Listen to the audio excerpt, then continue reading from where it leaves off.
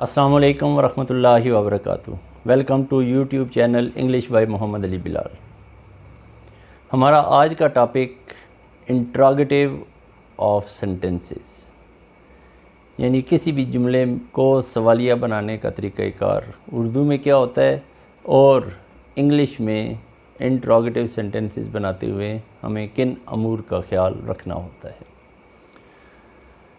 उर्दू में हम देखें तो हमारे वो तमाम सवाल जो कब, कहाँ, कैसे, क्यों, किसने, कितने वगैरह से किया जाता है, ये तमाम अल्फाज जिस जुमले में इस्तेमाल हों वो जुमला उर्दू में सवालिया जुमला कहलाता है। इंग्लिश में सवालिया जुमले की दो सूरतें हो सकती हैं, लेकिन चूँकि अभी हम स्ट्रक्चर पढ़ रहे हैं तो हम सिर्फ सादा जुमले को सिंपल इंट्रोगेटिव बनाना सीखेंगे। Otherwise there are certain words in English grammar, for example what, when, why, who, which, where, how much, how many, etc. ये अल्फाज भी इंग्लिश सेंटेंस को इंट्रोगेटिव बनाते हैं, लेकिन एक सिंपल इंट्रोगेटिव सेंटेंस भी होता है जिसमें WH वर्ड्स तो इन्वॉल्व नहीं होते, लेकिन आप किसी काम के होने के बारे में सवाल करते हैं। जैसे वो पानी पीता है, क्या वो पानी पीता है? बारिश हो रही होगी, क्या बारिश हो रही होगी? तुम मेरी मदद करोगे, क्या तुम मेरी मदद करोगे? तो उर्दू में तो आप लफ्ज़ क्या का इस्तेमाल किसी भी मुस्बत जुमले के शुरू में करते हुए उसको सवालिया बना लेते हैं, लेकिन इंग्लिश सेंटेंसेस को इंट्रोगेटिव बनाने का तरीक़ाकार उर्दू में जुमले को सवालिया बनाने से मुख्तलिफ है। इंग्लिश में हम सब्जेक्ट, वर्ब, हेल्पिंग वर्ब वगैरह का ऑर्डर तब्दील करके किसी भी जुमले को, किसी भी सेंटेंस को इंट्रोगेटिव बना सकते हैं।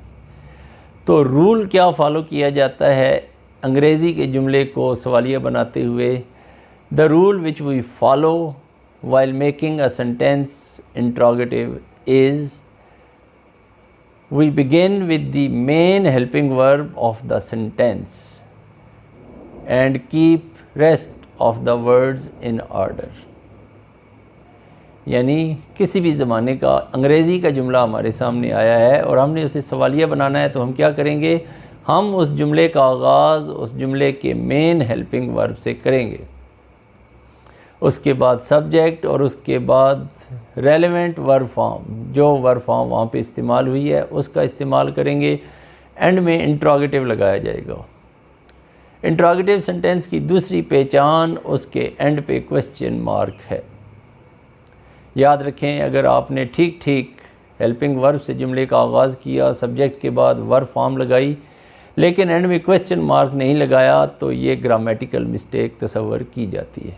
इंग्लिश में तमाम टेंसेस और तमाम मैनर्स के मेन हेल्पिंग वर्ब पॉजिटिव जुमलों में शो हो रहे होते हैं, सिवाय दो किस्म के पॉजिटिव सेंटेंसेस के, positive sentences of present indefinite and positive sentences of past indefinite, जहाँ हम वर्ब की फ़र्स्ट फॉर्म या वर्ब की फ़र्स्ट फॉर्म के साथ एस या ई एस लगा के प्रेजेंट इंडेफिनेट का पॉजिटिव जुमला हासिल कर लेते हैं और वर्ब की सेकंड फॉर्म का इस्तेमाल करके पास्ट इंडेफिनेट का सेंटेंस हासिल कर लेते हैं।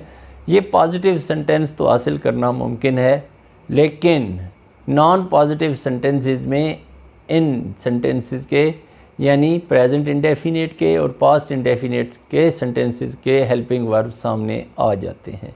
और इससे पहले लास्ट वीडियो में भी हमने डिस्कस किया था कि नेगेटिव बनाते हुए मेन हेल्पिंग वर्ब के बाद नॉट लगाएंगे, यानी डू डज सामने आ जाते हैं प्रेजेंट इंडेफिनेट में और डिड सामने आ जाता है पास्ट इंडेफिनेट में। इंट्रोगेटिव बनाते हुए भी यही होता है कि प्रेजेंट इंडेफिनेट और पास्ट इंडेफिनेट के मेन हेल्पिंग वर्ब जुमले के शुरू में आ जाते हैं और उनके बाद हम सिर्फ वर्ब की फ़र्स्ट फॉर्म का इस्तेमाल करते हैं, क्योंकि डू, डज, डिड, विल और शैल हेल्पिंग वर्ब ऑफ इनडेफिनेट हैं।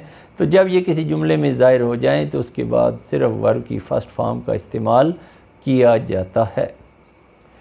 कुछ एग्जांपल्स ले लेते हैं प्रेजेंट इंडेफिनिट की और पास्ट इंडेफिनिट की। प्रेजेंट इंडेफिनिट में एग्जांपल लेते हैं, परिंदा हवा में उड़ता है, the bird flies in the air. अब ये प्रेजेंट इंडेफिनिट का जुमला है और सब्जेक्ट थर्ड पर्सन सिंगुलर है, तो इसका मेन हेल्पिंग वर्ब डज है, तो इंट्रोगेटिव बनेगा does the bird fly in the air. Does आने के बाद फ्लाइज की जगह फ्लाई वर्ब की फर्स्ट फॉर्म इस्तेमाल हुई।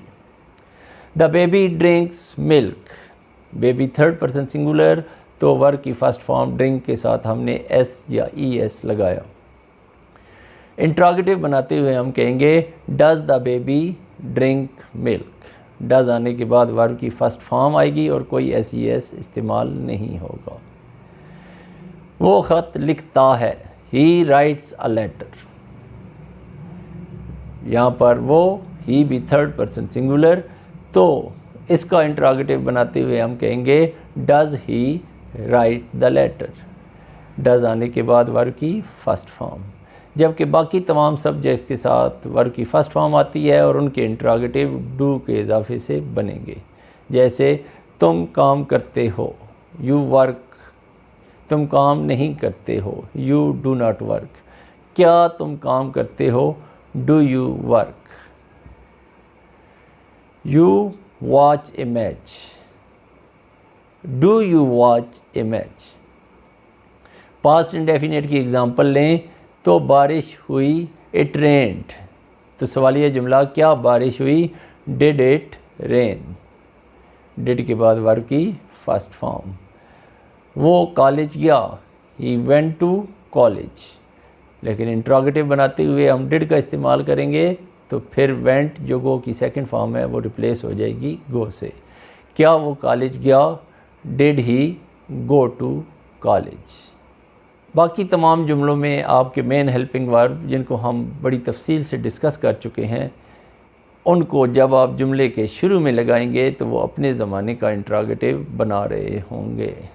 लोग काम कर रहे हैं, पीपल आर वर्किंग, और इंट्रोगेटिव बनेगा क्या लोग काम कर रहे हैं, आर पीपल वर्किंग।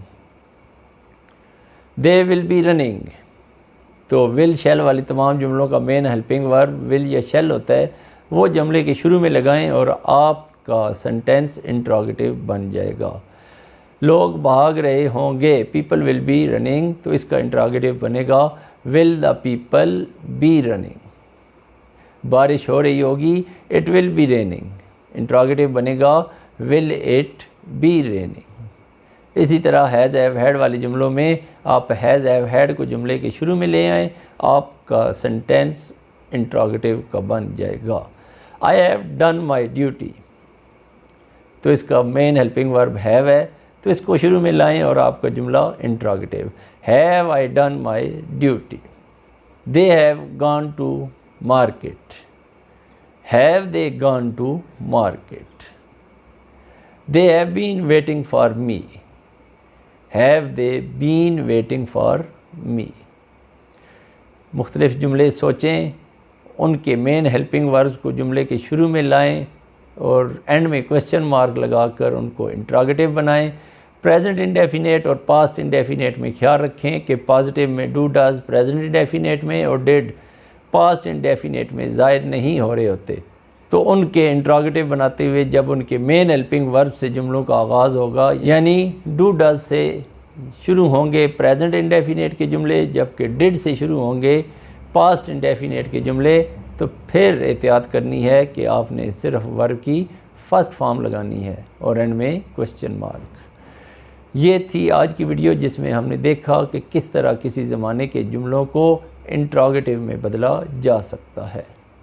इसके अलावा WH वर्ड्स से शुरू होने वाले सेंटेंसेस भी होते हैं, वो एक अलग टॉपिक है और उसको इंशाल्लाह हम जल्द अलग वीडियो में डिस्कस करेंगे। अपना और अपने इर्द गिर्द लोगों का ख्याल रखिएगा। अल्लाह हाफिज़।